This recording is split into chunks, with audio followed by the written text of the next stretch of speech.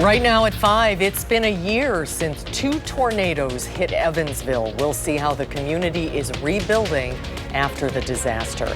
And a first-of-its-kind treatment, why one Madison woman is glad to be patient zero.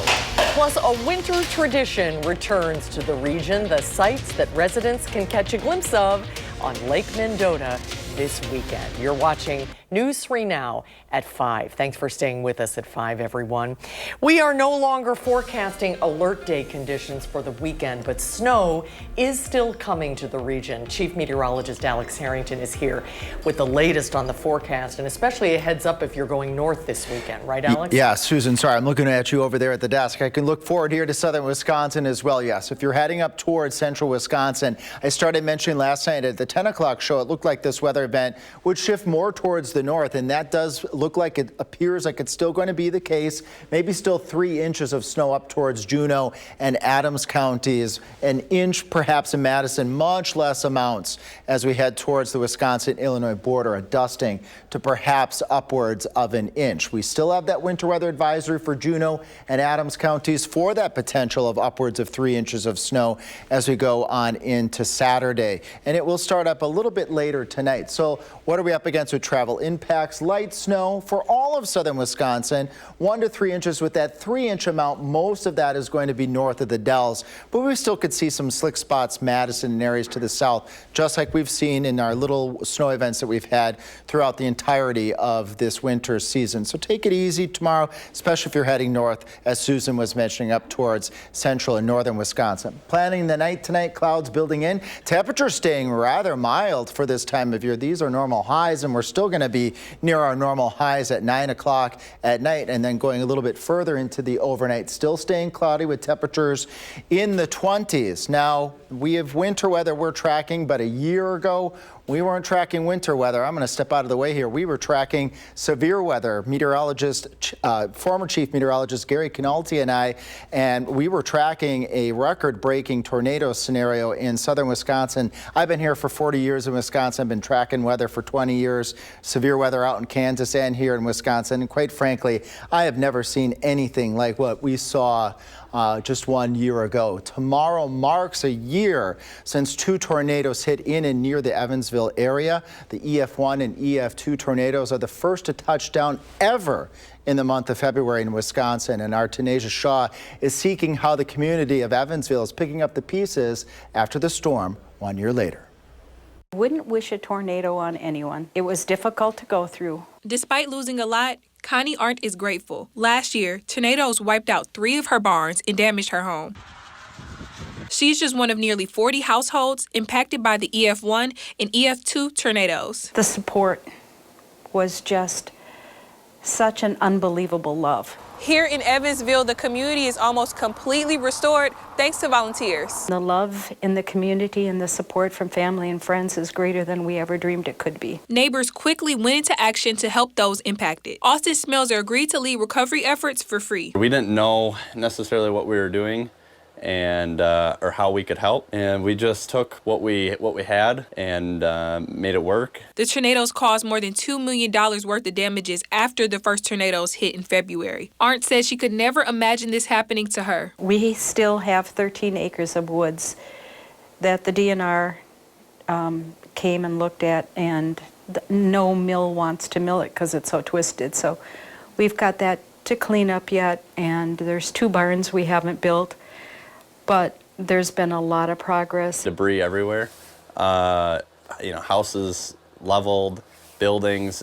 We saw heavy equipment turned over, grain bins blown apart, everything that you can imagine. But the biggest thing we saw immediately, I mean, even an hour after the tornado, was people, neighbors, families, strangers, on site helping. As families continue to rebuild, Arndt said they haven't lost anything that can't be replaced. We learned there's a lot that you can live without, you don't need.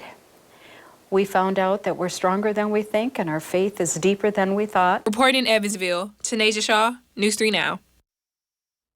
Thank you, Tanasia. In Rock County, a man is in custody tonight over a deadly shooting that happened Monday in Beloit. Dennis Banks Jr.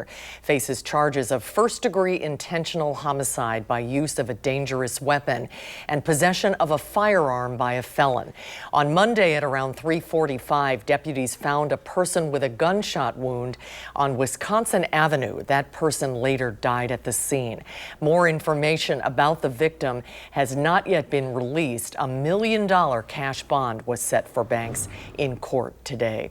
Madison police say they issued more than 200 underage drinking citations at a bar near the UW campus last Thursday.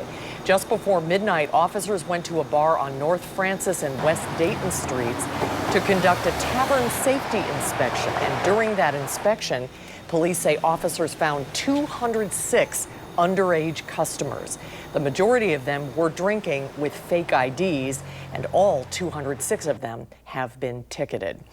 With egg prices rising, some people are turning to backyard chickens to get their egg fix. The rise in raising chickens started during the pandemic, but is now seeing a resurgence because of soaring egg prices due to the bird flu. Data from the U.S. Department of Agriculture shows more than 20 million egg-laying chickens died last quarter from bird flu.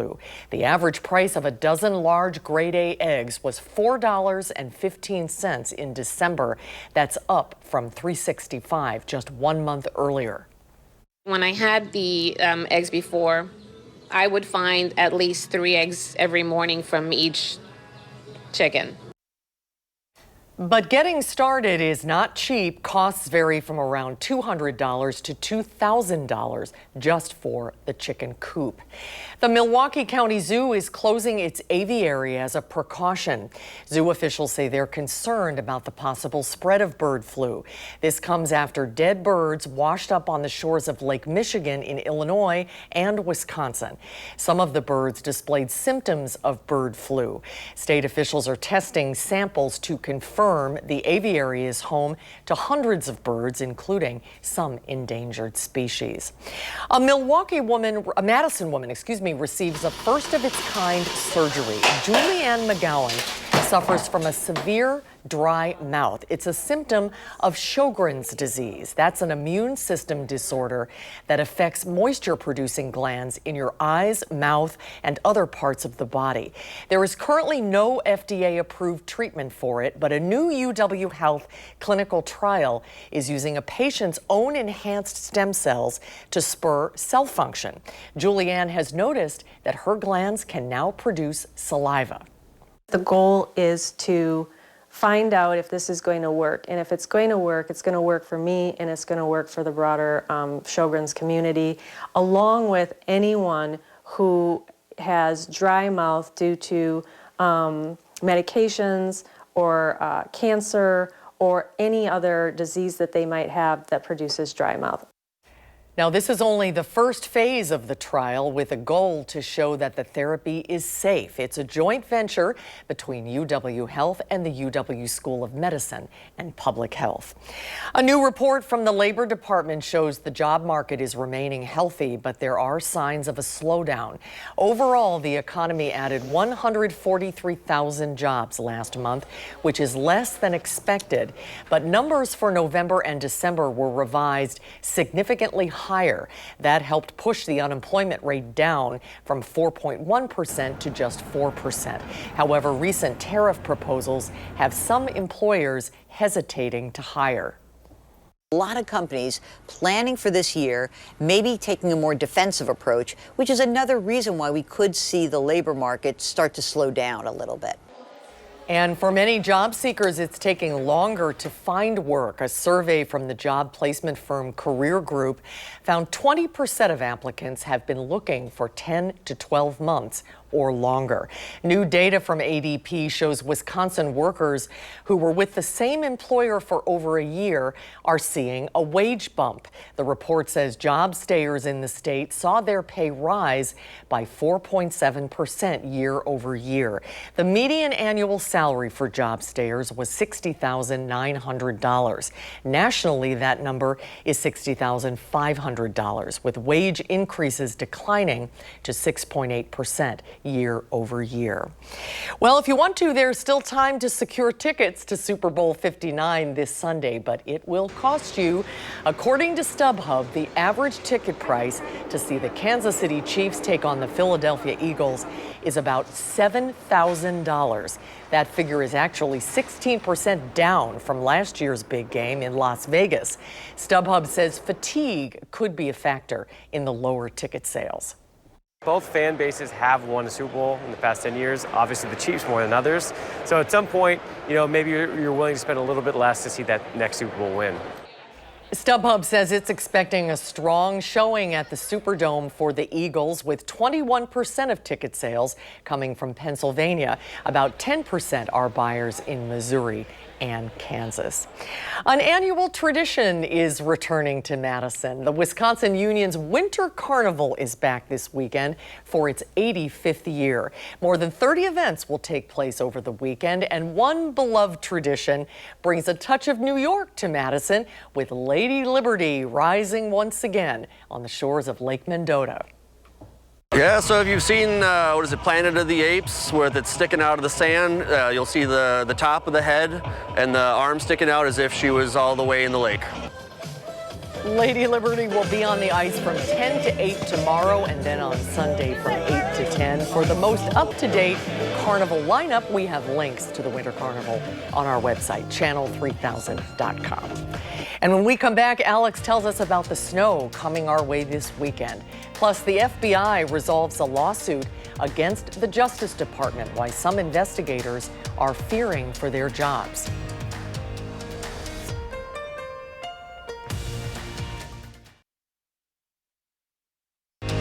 You're watching News 3 Now at 5. Weeks into President Trump's second term, a new poll finds his approval rating narrowly underwater. According to a Pew Research Center survey, Trump's approval rating stands at 47%, with 51% disapproving. That is higher than at any point in Pew's polling during his first term, but it's lower than early ratings for other presidents in their polling data, dating back many years. The Department of Justice and the FBI strike an agreement in another lawsuit over January 6th investigators. A list of the FBI agents who investigated the January 6th attack on the Capitol has been turned over to the Department of Justice. The names were provided on the condition that the DOJ does not release them without 2 days' notice. Now, some FBI agents say they're worried they'll be fired for doing their jobs. Are you planning to fire the FBI agents who worked on those investigations? No, but I'll fire some of them because some of them were corrupt. I have no doubt about that. We had some corrupt agents, and those people are gone, or they will be gone, and it'll be done quickly and very surgically. President Trump is also moving forward with dramatic cuts to U.S. aid. For now, the administration is planning to retain about 600 of more than 10,000 staffers. Unions are suing to stop the employees from being fired and the agency from being shut down. It has been 1 month since wildfires broke out across Los Angeles, destroying at least 16,000 homes and businesses and leaving more than 24 people dead. The city's mayor says crews are making progress, removing hazardous materials, clearing the way for some new construction. She added that the city is eliminating the red tape around the permitting process so that LA can begin to rebuild. These have been a defining 30 days for our city, for our commitment, and effort is really underway. So over the next 60 days, we are going to make further progress through an all-in, all-hands-on-deck effort. We are going to build Los Angeles back to being the #1 city in the country. The utility company Southern California Edison told state regulators it's investigating whether one of its idle transmission lines ignited the Eaton fire. So far, the utility says there's no evidence that its equipment was responsible. Officials say the cause of the wildfires remain under investigation. The weather, big factor in that story. And for us this weekend, some snow is on the way, but It's not an alert day, as we initially thought for the weekend. Alex here with the details. Yeah, that's right. We're dropping the alert day headings. Last night, I alluded to this during the 10 o'clock newscast that a northward shift is expected with the weather system taking that heavier snow up towards central Wisconsin. That trend continues to verify. So this is what we're up against for snowfall totals, thinking maybe 3 inches up towards the northern parts of Juneau and Adams County, maybe scooting across Marquette and Green Lake counties. 1 to 3 inches with, I think, an inch in the Madison area, I-94 to the north. They might get 2 or 3 inches up into Columbia and Sauk and Richland counties over towards the Beaver Dam area. And then south towards Platteville, Monroe, and Janesville, you may only get a dusting to an inch at most. Our winter storm severity index, this isn't something I show too often, but this is looking at winter weather impacts. In this case, this is snow, and the yellow has moved way to the north, which is verifying our thoughts here in the first one weather team of a northward shift in the biggest threats, which in this case would be snow, and our future track model is also verifying this too. As we go into Saturday, the snow here by noon gets down to only the Wisconsin-Illinois border, then over to Madison with the heavier snow up towards Juneau, Adams, Marquette, Green Lake counties, up towards central and northern Wisconsin. It tries to get down here to Platteville, Monroe, and over towards Janesville, but you may only have just a couple of flurries with this current track of the weather system. And look how quickly, by the time we get to the 10 o'clock newscast, meteorologist Blaise Keller will be here on Saturday, and Jacob will be here tomorrow morning. But by tomorrow night, it's out of here, down to just flurries. Let's look at our more common types of weather paths for snow for southern Wisconsin. We've been getting questions on this. This weather system on Saturday is this green line here, further down to the south. You might be wondering, well, why is the track of the snow going to the north? Well, as these weather systems get together, there are other parts in the middle and upper levels of the atmosphere that help produce the snow, and that is actually shifting more towards the north.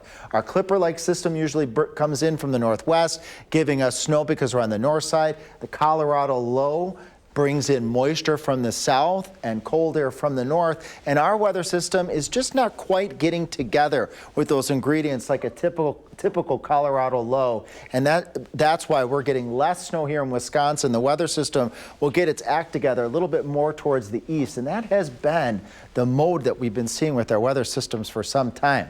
Well, tonight, temperatures in the 20s, and that's mild because we have clouds filling in out ahead of that weather system, and we'll get our temperatures right up to around 30 degrees with, again, the best chances for snow are going to be over the northern parts of our area up towards Juneau, Adams, Marquette, and Green Lake counties, lesser amounts towards the south with this weather system. Planning our evening here, temperatures in the upper 20s with wind chills not really existing because our winds, again, are going to be on the lower side here. So overall, a pretty mild night expected with this weather event. And as we go out further into the future here, next 10 days, well, sunny and cold and generally on the dry side, maybe another weather system once we get out towards Valentine's Day, Susan. All right, but heads up if you're heading toward Wausau or anywhere north this central weekend. and northern Wisconsin for sure. Well, today marks National Wear Red Day. I need to find some. You don't have your red glasses on. I didn't want to confuse people with alert day conditions, with but I got the tie and the handkerchief. Wear Red Day is to raise awareness about the leading cause of death for women in the U.S., heart disease. And according to the American Heart Association, nearly 45% of women 20 or older are living with some form of cardiovascular disease. Here at News 3 Now, our team, well, we wore red. Look at our picture here to show our support, and you can support the movement in many ways. The association says you can learn hands-on only CPR to help save a life, make appointments with your doctor, or donate to the American Heart Association. Broadening, we are very proud to support the cause. Sorry, I'm moving forward on to the next story. Are we going to a break here, Abe? Okay. Thanks, everybody, for taking the picture. Thank you, Alex. You're welcome. Broadening our understanding of space, how artificial intelligence is teaching scientists about how planets are formed. That's coming up next.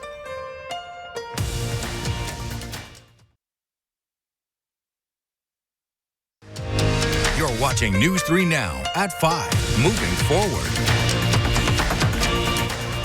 Researchers say artificial intelligence has made a breakthrough discovery in space, revealing new secrets about Mars. Tina Krause shows us the findings. That's the sound of a Marsquake. And when the red planet shakes, new AI research shows the impact goes deeper than scientists ever knew. The seismic waves are able to take a faster path or a highway, let's say, through deeper layers of the planet. NASA launched the first mission to study the deep interior of Mars in 2018 with the InSight lander.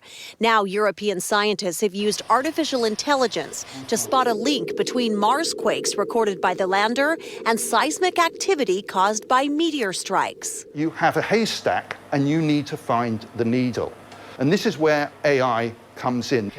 AI scanned more than 120,000 images captured by NASA's Mars Reconnaissance Orbiter to identify new impacts. Researchers found meteoroids strike the surface twice as often as they thought, and that seismic waves travel further than they knew, reaching distant regions of Mars. Previously, we were kind of seeing the planet in black and white. Now we're seeing it more in color. We're seeing it deeper. We've got a full spectrum of seismic signatures coming in. Scientists say the AI intel will help them better understand how Mars and other rocky planets like ours have been formed, and they plan to keep using the high-tech tool, hoping to uncover more secrets beneath the surface. Tina Krause, CBS News, London. We'll get a final check on the weekend weather when we come back.